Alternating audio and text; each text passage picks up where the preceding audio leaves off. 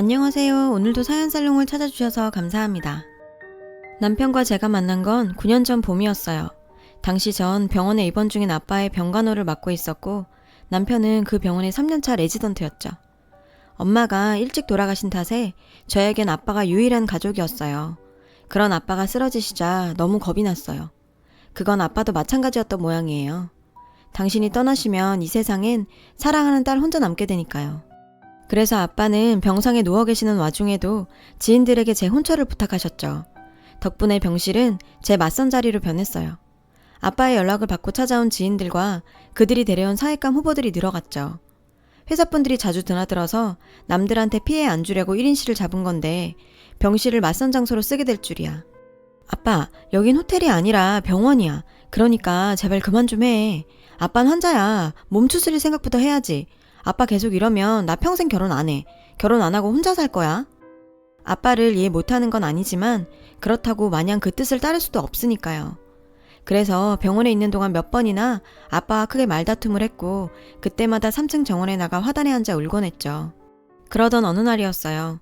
그날도 아빠와 다투고 화단에 앉아 우는데 뒤편에서 인기척이 들리더라고요. 소리를 따라가 보니 아빠가 계신 병동 레지던트 선생이 있었어요. 무슨 일이 있었는지 땅이 꺼져라 한숨을 쉬며 먼 산을 바라보고 있더라고요. 그 순간 그 의사 선생의 맨발이 눈에 띄었어요.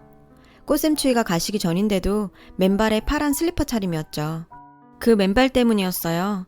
그 발이 자꾸 신경 쓰여서 전 모른 척 갈 수가 없더라고요. 그래서 자판기에서 따뜻한 캔커피를 뽑아 그에게 다가갔어요. 제가 캔커피를 내밀자 절 보고 조금 놀란 것 같았어요. 민망해하는 것 같기도 하고 이건 뭐지? 하는 느낌 같기도 했죠. 감기 걸려요. 아직 날도 추운데 맨발로 다니면.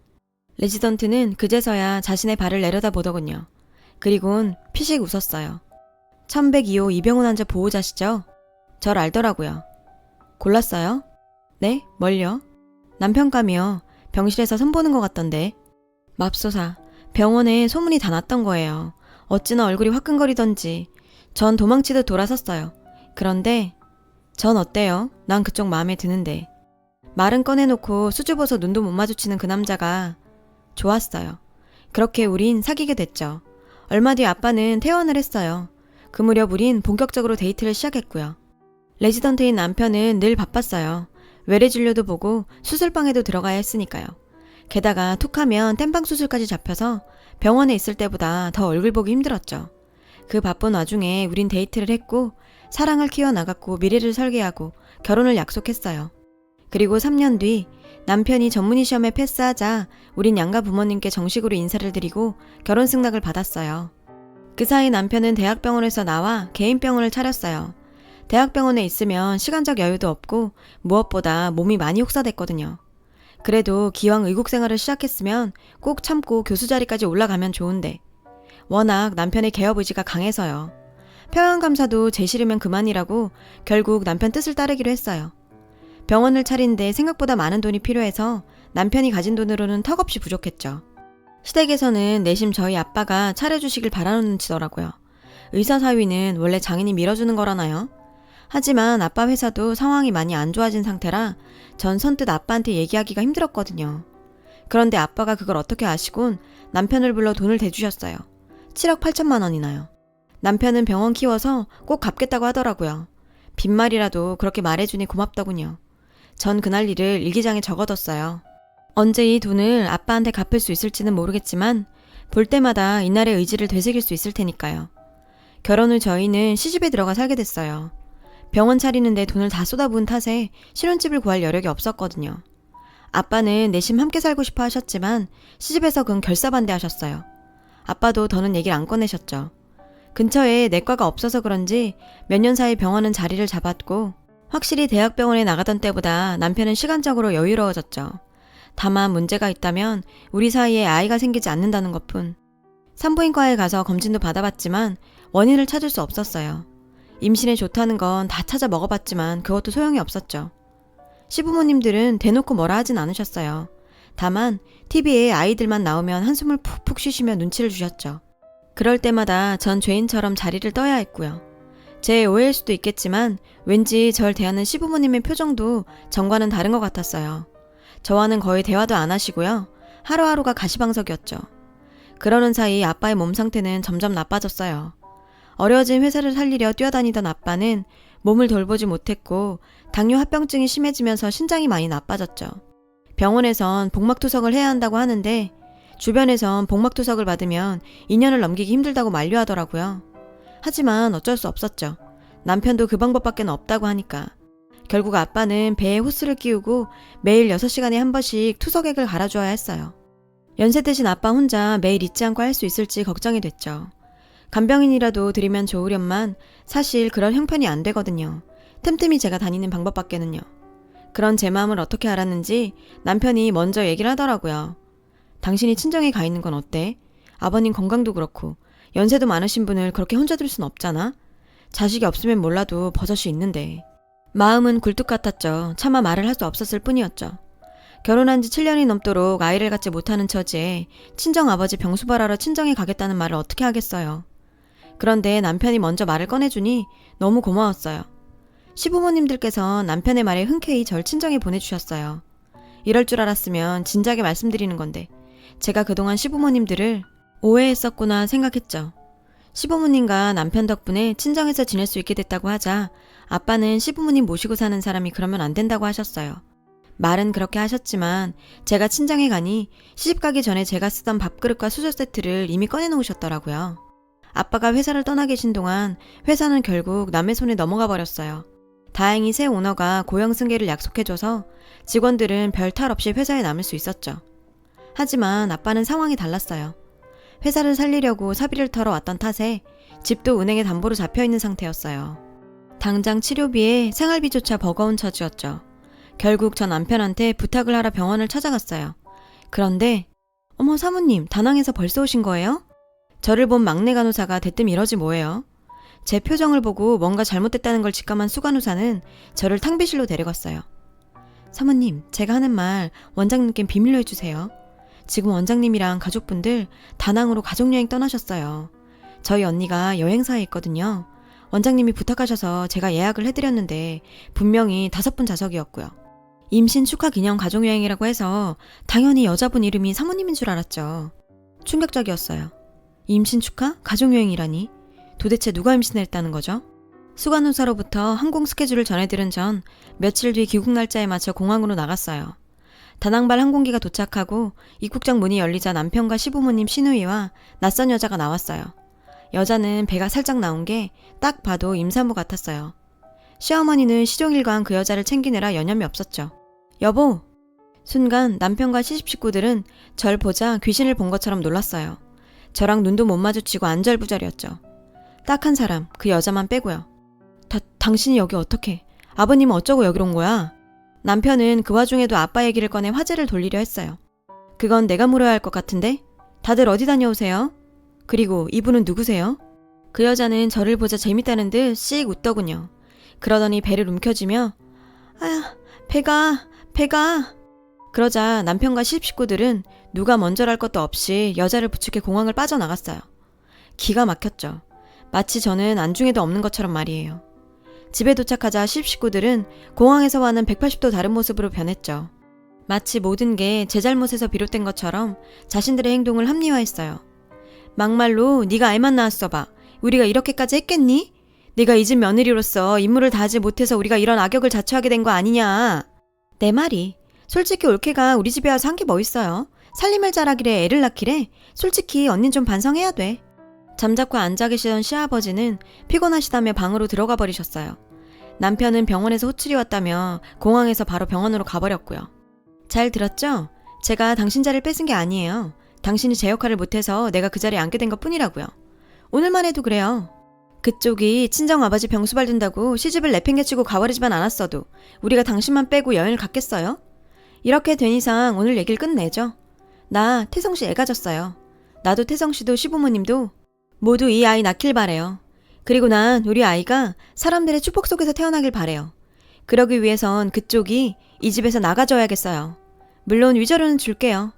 친정 상황도 안 좋다는데 그쪽도 먹고는 살아야 하니까 어떻게 할래요? 이 집에서 더 버텨볼래요? 아님 돈 받고 제 발로 나갈래요? 어쩜 이러죠. 어떻게 상간녀 주제에 창피함도 없이 이렇게 당당할 수 있는 거죠. 시집 식구들은 모두 상간녀 뒤에 숨어 제가 어떤 결정을 내릴지 숨죽여 지켜보고 있었어요. 저게 가족인가요? 7년 동안이나 한솥밥 먹고 살아온 가족이 할 짓이냐고요. 정남이가 딱 떨어졌어요. 생각 같아선 이딴 그지 같은 집구석 내가 버리고 나가고 싶었죠. 하지만 그건 어디까지나 이 사람들이 가장 바라는 일이잖아요. 그래서 들어주기 싫었어요. 난 이 집에서 한 발자국도 안 나가요. 이게 내 대답이에요. 아이를 낳겠다면 당신 아이는 상간녀의 자식이 되는 거겠네요. 난 절대로 이혼 안 해줄 거니까. 아빠한텐 전화해서 한동안 못 갈 것 같다고 투석 잊지 말고 꼭 하셔야 한다고 신신당부를 했죠. 걱정이 됐지만 그렇다고 내 자리를 비우고 나갈 수도 없는 일이 생겨버렸습니다. 밤에 남편이 왔길래 얘기 좀 하자고 했어요. 그랬더니 이미 다 입을 맞춘 것처럼 남편 역시 제 탓을 하더군요. 듣고 있자니 참을 수가 없었어요. 뭐? 당신도 내 탓이야? 어떻게 니들 하나같이 똑같니? 좋아. 당신들 말대로라면 애 못 낳는 여자 남편이 밖에서 애 낳는 것도 숙명으로 받아들여야 한다는 얘긴데 길 가는 사람을 붙잡고 한번 물어봐. 지금 그 말이 맞다고 생각하는지. 인간들이 어떻게 보고 배웠길래 짐승만도 못한 짓을 하고도 그걸 남 탓으로 돌리니? 나 절대 이혼 안 해. 누구 좋으라고 이혼을 해? 유책 사유자는 당신 쪽이란 거 명심해. 말은 이렇게 했지만 사실 겁났어요. 매일같이 날 몰아내려고 혈안이 된 사람들 사이에서 잠을 자고 밥을 먹고 생활을 한다는 게 너무 끔찍했어요. 남편은 상간녀의 방에서 생활을 했어요. 시집 식구들은 저를 마치 투명인간처럼 취급했죠. 밥도 자기들끼리 해서 먹고 빨래도 제 거는 따로 빼놓고 자기들 것만 세탁기를 돌렸죠. 제 방을 제외한 집안 어디에도 제 공간은 없었어요. 그들에게 있어 저는 자신들의 행복을 위협하는 불황자일 뿐이었죠. 그들은 거실을 점령하고 자기들끼리 매일 밤 화기애애하게 저녁 시간을 보냈어요. 전 점점 피가 말라갔고요. 이 집 사람들한테 받는 스트레스와 혼자 투병 생활을 하고 계신 아빠에 대한 걱정까지 절 둘러싼 모든 것들이 저를 짓누르고 압박했죠. 숨을 쉬는 것조차 버거울 정도였어요. 그러던 어느 날이었어요. 마침 시집 식구들은 모두 다 나갔고 집엔 저와 상간녀 둘뿐이었죠. 하필 그때 친정 아빠가 찾아오셨어요. 전 필사적으로 아빠를 집에 들이지 않으려고 했어요. 제가 이러고 사는 모습을 보시면 충격받으실 테니까요. 그런데 기어이 아빠는 집 안까지 들어오셨어요. 이 모든 건 여우 같은 상간녀의 계략이었어요. 아빠를 앞에 놓고 절 압박하려는 거였죠. 상간녀를 통해 제가 아프다는 소식을 들은 아빠는 저를 보자마자 안색이 왜 그 모양이냐며 병원부터 가자고 했어요. 그러세요. 병원에 그렇게 가라는데 한사코 안 가겠다고 버티네요. 사돈어른께서 제발 따님 좀 설득해 주세요. 아빠는 상간녀의 배를 보시곤 뭔가 마음에 걸리셨는지 상간녀에게 사돈댁과는 어떤 관계냐고 물었어요. 여자는 날 빤히 바라보곤 천천히 입을 뗐죠. 전 선수쳐서 대답했어요. 그이 이종사촌이에요. 상간녀는 저를 보며 배시시 웃었어요. 아빠 몸도 안 좋으신데 이런 일까지. 그 순간 전 다 내려놔야겠다고 생각했어요. 아빠를 모시고 그곳에서 나왔습니다. 그 집에서 그렇게 보낸 시간들이 허무하게 느껴졌지만 저도 버틸 만큼 버텼고 많이 지쳤습니다. 저녁에 남편을 만났어요. 그리고 원하는 대로 이혼을 해주겠다고 말했죠. 대신 위자료를 달라고 했어요. 전 아빠한테는 비밀로 한 채 5천만 원을 받는 조건으로 이혼을 했어요. 더 받아내고 싶었지만 당장 저에게 줄 수 있는 게 이 정도랍니다. 더 받고 싶으면 법적으로 어쩌고 해대더라고요. 전 지금 법적으로 해결해 나갈 능력도 없는데 말이죠. 그리고 정말 더럽고 치사하지만 지금 당장에 아빠를 모시고 살아야 했으니까요. 그리고 다음해 가을 아빠는 세상을 떠나셨어요. 마지막 순간까지 전 아빠한테 이혼 사실을 말씀드리지 않았고요. 하지만 알고 계셨던 것 같아요. 아빠는 제가 집을 나와 친정으로 돌아오던 날 이후 단 한 번도 남편 얘기를 꺼내지 않으셨거든요. 전 집을 정리하고 남은 돈으로 월세방을 구해 이사를 했어요. 그리곤 근처 피아노 학원에 강사로 취직을 했죠. 대학원 졸업 후 너무 오래 손을 쉬긴 했지만 그래도 아직은 아이들 가르치는 정도는 되더라고요. 학원에서 아이들과 있다 보니 시간이 금세 지나갔어요. 몇 년 동안 받았던 정신적인 스트레스도 아이들과 웃고 떠들면서 많이 나아졌고요. 어느새 약 없이도 생활이 가능한 정도가 됐죠. 벌이가 그리 넉넉하진 않았지만 내 한 입 정도는 채우고 살 정도는 됐어요. 사실 동네 학원이라는 게 그래요. 학부모들 사정 봐줘야 원생을 유지할 수 있거든요. 피아노 학원도 마찬가지예요. 그래서 부모의 퇴근이 늦는 아이들은 학원 업무가 끝나고도 봐주곤 하죠. 그런 의미에서 예슬이는 단골 손님이었어요. 엄마 없이 아빠 손에서 자라는 터라 딱히 예슬이를 봐줄 사람이 없거든요. 예슬이 아빠는 뭐가 그렇게 바쁜지 늘 헐레벌떡 뛰어다녀요. 양복을 입고 다니는 걸 보면 회사원 같기는 한데 주말도 따로 없이 늘 바쁘게 다니더라고요. 예전에 아이 돌보미를 들였다 좋지 않은 일이 있었나 보더라고요. 그 후 사람을 들이는 게 쉽지도 않고 예슬이가 예민한 반응을 보인다네요. 그리곤 학원에 와서 예슬이를 데려갈 때마다 늘 고개 숙이며 죄송하다는 얘기를 해요. 괜찮다고 그러지 마시라고 하는데도 저만 보면 늘 그렇게 미안해 하시네요. 사실 전 예슬이랑 같이 있는 게 좋은데 말이죠. 제가 결혼하고 정상적으로 딸을 낳았다면 아마도 예슬이 정도 나이일 테니까요. 주말이나 공휴일에 예슬이 아빠한테 일이 있을 때는 개인적으로 예슬이를 봐주기도 했어요. 저도 학원 아니면 늘 단칸방에 혼자 있으니까요. 같이 지내는 시간이 길어서 그런지 예슬이도 절 잘 따르고요. 그날도 예슬이와 둘이 학원에 남아있던 날이었어요. 밖에서 문 두드리는 소리가 나길래 예슬이 아빠인 줄 알고 겉옷을 입혀서 예슬이를 데리고 같이 나갔죠. 그런데 여보, 뜻밖에도 전 남편이었어요. 당신이 여긴 어떻게? 지금 그게 문제야? 아버님 돌아가셨다며. 그걸 왜 나한테 얘기 안 했어? 그런 큰일을 어떻게 혼자 처리한다고. 나한테 연락했어야지. 기가 막혔어요. 날 그렇게 쫓아낼 땐 언제고 이제 와서 뒤늦게 사위 노릇이래요. 뻔뻔한 낯짝에 한바탕 쏘아 붙이려는데 하필 그때 예슬이 아빠 차가 학원 앞에 멈춰 섰어요. 전 일단 예슬이를 차에 태웠어요. 전 남편은 기다렸다는 듯 제 팔을 끌어당기더라고요. 여보, 여기서 이럴 게 아니라 일단 어디 좀 가서 얘기하자. 내가 당신한테 할 얘기가 많아. 전 그 손을 뿌리치며 말했어요. 이거 놔. 내가 왜 네 여보야? 이혼한 지가 언젠데. 너랑 나 이제 아무 사이도 아니야. 기억 안 나는 모양인데 날 쫓아낸 거 너잖아. 네가 바람펴서 임신한 여자 집에 들였고 네 부모랑 여동생이 날 미친년 취급하면서 그 집에서 밀어냈어. 기억 안 나? 근데 어떻게 네가 여길 찾아와? 무슨 낯짝으로 날 찾냐고. 미안해 여보. 근데 그거 내 진심 아닌 거 알잖아. 그년이 내 애 가졌다고 그러는 바람에 내가 모른 척 할 수가 없었어. 알잖아. 우리 부모님 손주 기다리셨던 거. 나 마음 약한 거. 그것 때문에 자기가 나 좋아했던 거 아냐? 한 번만 용서해줘. 나도 자기 그렇게 보내고 얼마나 힘들었는데. 엄마랑 아빠도 다 후회하셔. 지영이 걔도 올케한테 미안하다 그러고. 이게 다 그 미친년 때문이야. 알고 보니까 글쎄 그 애가 내 애가 아니더라고.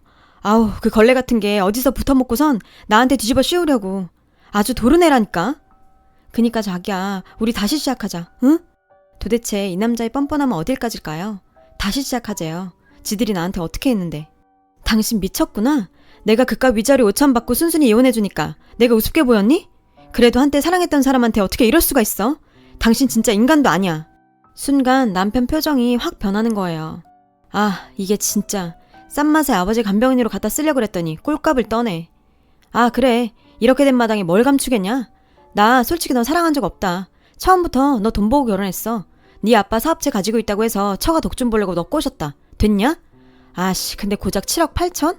남들은 강남 한복판에 떡하니 건물을 올려준다는데 그깟 돈 몇 푼 주고선 그런 정도 재력밖에 안 된 줄 알았으면 나도 너 선택 안 했어.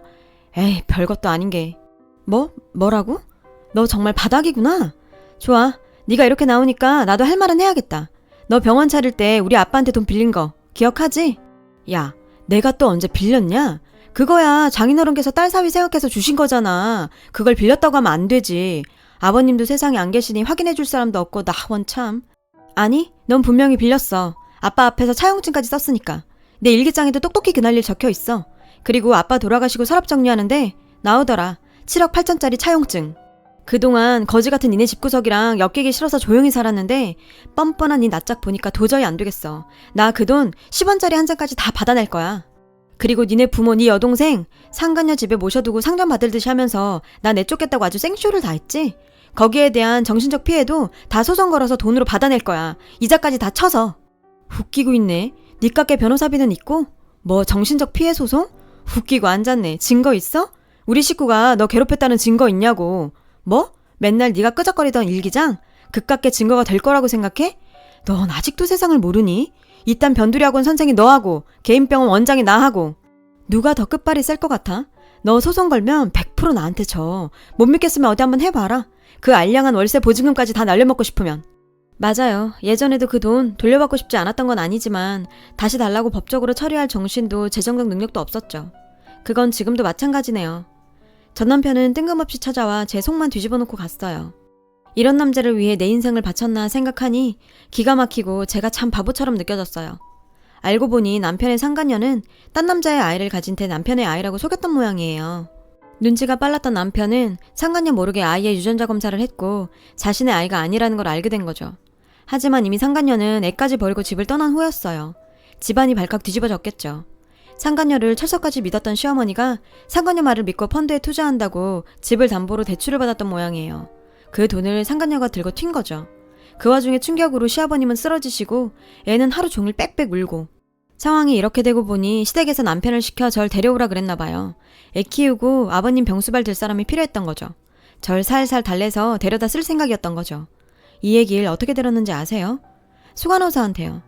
병원 간호사를 지집 종부리듯 집까지 불러서 아버님 간병을 시켰더라고요. 정말 소름 끼치게 지독한 인간들이죠. 며칠 뒤 예슬이 아빠가 학원으로 찾아왔어요. 소송을 걸자더군요. 무슨 소리냐고 했죠. 꼭 들으려고 한 건 아닌데 그날 전 남편분과 하신 얘기 다 들었습니다.